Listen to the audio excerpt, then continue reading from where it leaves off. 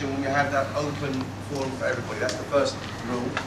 The second rule is that if anybody is speaking and you disagree with their views, then I ask you as a chair of this meeting to please, hold back your wish to interject and say anything until we have the opportunity to open the floor and you can have your say.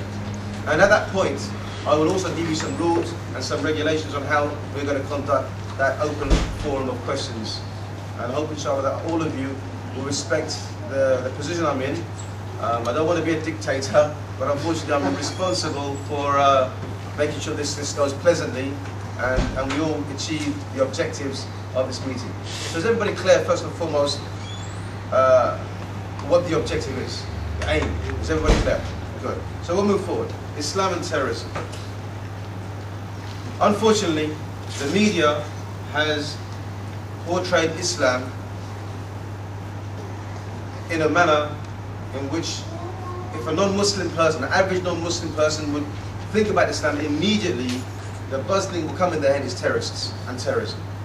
This is the irresponsibility of the media, and we're hoping today they're going to be very responsible. Secondly, is bearing that in mind, it's very, very important that we strive hard and combat this false interpretation, this false idea that's going around, not just in the non-Muslims' minds, but also in some Muslims' minds as well, that Islam is free from terrorism. First and foremost, as I mentioned before in one of my previous lectures, that the word Islam means peace.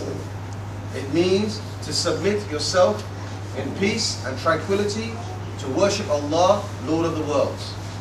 It does not mean violence, it does not mean terror, it does not mean jihad, it does not mean taking over countries. Unfortunately, this is the terminologies the latter terminology which we've seen in the media, and we have to constantly throughout our lives we're finding ourselves having to clarify and rectify these misinterpretations. So that's the meaning of Islam. Another misconception is that Islam was spread by the sword.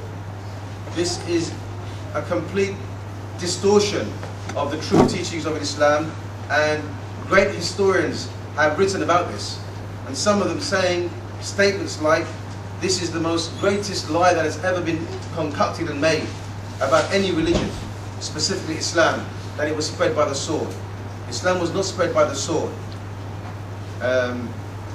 As for terrorism in itself, we have to also make it explicitly clear that terrorism, the word terrorism, is not confined to Muslims.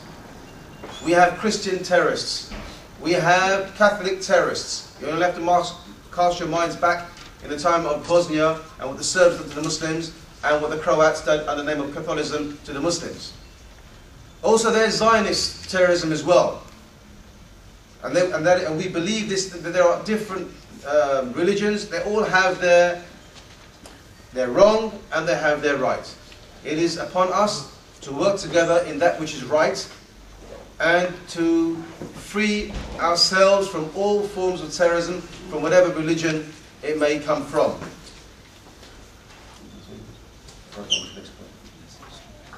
Okay. The next point I'm going to talk about is Muslims living in a non-Muslim land. When our parents first came to this country, they came here to work. The vast majority of them, they came here to work with an intention to go back. But as we all witnessed, decades later, that did not happen.